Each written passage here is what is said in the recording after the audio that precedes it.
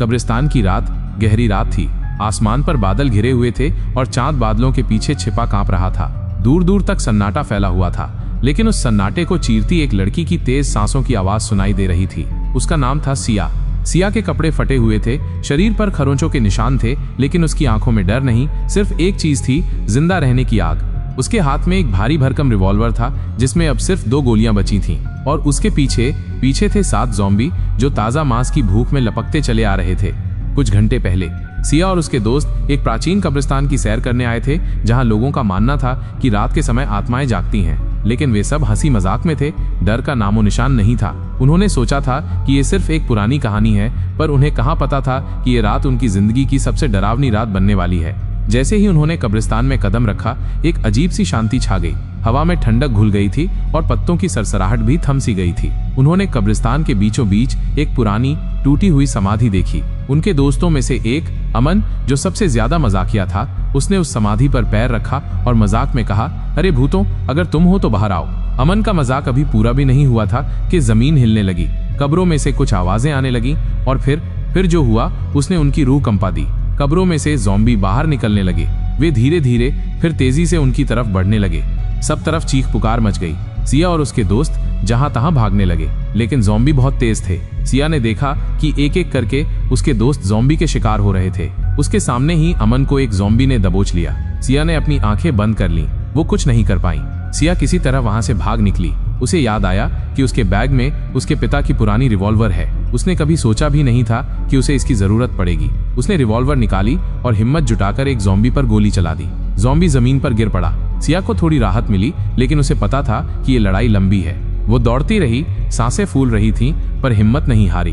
अब उसके पास सिर्फ 2 गोलियां बची थीं और 7 ज़ॉम्बी उसके पीछे थे। अंधेरी रात, खामोश कब्रिस्तान और ज़ॉम्बी की भयानक आवाजें। सिया को बस किसी भी तरह यहाँ से बाहर निकलना था, जिंदा। क्या वो बच पाएगी?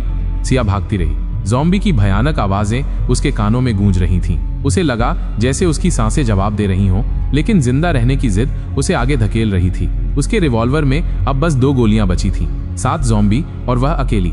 भागते भागते वो एक पुरानी टूटी हुई समाधि के पास पहुंची। समाधि का पत्थर उखड़ा हुआ था और उसके नीचे एक गहरा गड्ढा दिख रहा था। ज़ॉम्बी उसके करीब आ रहे थे। सिया ने सोचा कि अगर वो गड्ढे में कूद जाए तो शायद कुछ पल की मोहलत मिल जाए, लेकिन फिर क्या, वो गड्ढे में फंस जाती और ज़ॉम्बी उसे आसानी से दबोच लेते।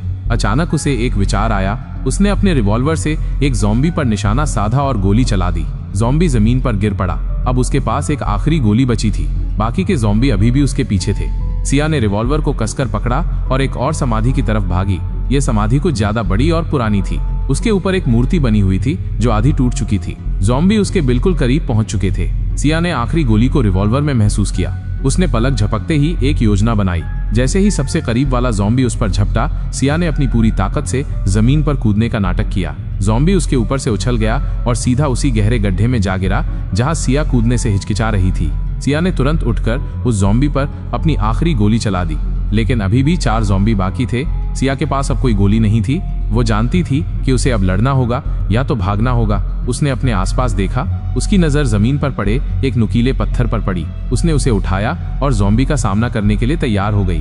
ज़ॉम्बी एक एक करके उसकी तरफ बढ़ने लगे। सिया ने अपनी पूरी हिम्मत जुटाई। उसने पत्थर को कसकर पकड़ा और पहला हमला करने वाले ज़ॉम्बी के सिर पर दे मारा। ज़ॉम्बी लड़खड़ाया और गिर पड़ा, लेकिन दूसरा ज़ॉम्बी तुरंत आगे बढ़ा। सिया ने उसे भी मारा।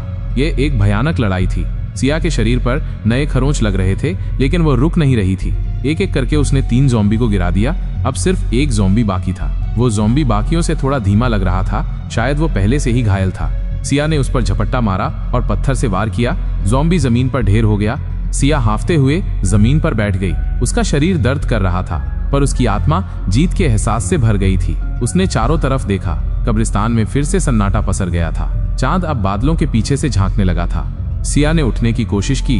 वो जानती थी कि खतरा अभी टला नहीं है। उसे यहाँ से निकलना होगा।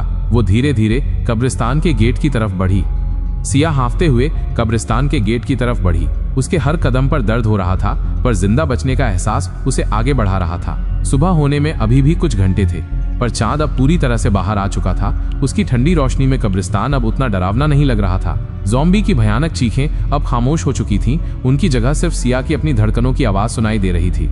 जैसे ही वो गेट से बाहर निकली, उसे दूर से धुएं का एक हल्का गुबार दिखाई दिया। उसे याद आया कि पास में ही एक पुरानी चौकी थी जहां कभी कभी रात में गार्ड रुकते थे। उसमें उम्मीद की एक किरण जगी, शायद वहां कोई मदद मिल सके। उसने अपने लड़खड़ाते कदमों से उस धुएं की दिशा में चलना शुरू किया। रास्ते में उसे कुछ टूटी हुई गाड़ियां और बिखरा हुआ सामान मिला, जिससे जाहिर था कि ये ज़ॉम्बी का प्रकोप सिर्फ कब्रिस्तान तक सीमित नहीं था। एक पल के लिए उसके मन में निराशा घर कर गई। अगर पूरी दुनिया में ऐसा हो गया है तो वो कहाँ जाएगी? लेकिन उसने इस विचार को झटक दिया। उसे बस अभी सुरक्षित जगह पर पहुंचना था। कुछ देर चलने के बाद वो चौकी के पास पहुंची। वहां एक छोटी सी आग जल रही थी और कुछ लोग आपस में धीमी आवाज में बात कर रहे थे। सिया ने राहत की सांस ली। वो धीरे से उनके करीब गई और अपनी आवाज में जितनी ताकत थी उतनी जुटाकर बोली, मदद। जैसे ही उन्होंने सिया को देखा, उनकी आंखें फटी की फटी रह गईं। उनके चेहरों पर डर और हैरानी साफ झलक रही थी। एक अधेड़ उम्र का आदमी जिसके हाथ में राइफल थी तुरंत उसकी तरफ बढ़ा। तुम कहां से आ रही हो? उसने पूछा। उसकी आवाज में अविश्वास था। सिया ने लड़खड़ाते हुए बताया कि वो कब्रिस्तान से आ रही है और कैसे ज़ॉम्बी ने उसके दोस्तों को मार डाला। उसने अपनी लड़ाई की पूरी कहानी बताई, कैसे उसने अकेले उन ज़ॉम्बी का सामना किया। लोगों ने उसकी बात सुनी, उनकी आंखों में सदमा था। उस आदमी ने सिया को पानी दिया और उसे बैठने में मदद की। उसने बताया कि शहर में भी यही हाल है। रात होते ही ज़ॉम्बी बाहर आ जाते हैं और लोगों पर हमला करते हैं। उनकी चौकी पर भी हमला हुआ था, लेकिन वे किसी तरह बच निकले। वे अब बस सुबह होने का इंतजार कर रहे थे ताकि किसी सुरक्षित जगह जा सकें। सिया को अब पता चला कि ये सिर्फ एक बुरे सपने की शुरुआत थी, अंत नहीं। उसके दोस्त भले ही चले गए थे, पर उसने जिंदा रहने का रास्ता ढूंढ लिया था। वो जानती थी कि ये नई दुनिया बहुत खतरनाक है, पर वो अकेली नहीं थी। उसे अब उन लोगों के साथ मिलकर इस ज़ॉम्बी भरी दुनिया में सरवाइव करना सीखना होगा। क्या सिया और ये बचे हुए लोग इस नई भयानक दुनिया में खुद को बचा पाएंगे? और कहाँ है इनकी अगली मंजिल? अगर आप इस कहानी को आगे सुनना चाहते हैं तो जुड़े रहिए हमारे चैनल केपी मोज पर। और अगर इस कहानी का अगला भाग सुनना चाहते हैं तो बस एक कमेंट कर दीजिए। अगर आपको हमारी कहानी अच्छी लगी हो तो हमारे चैनल को लाइक, कमेंट और सब्सक्राइब कर लें ताकि हमारी कहानी आपके पास सबसे पहले पहुंचे।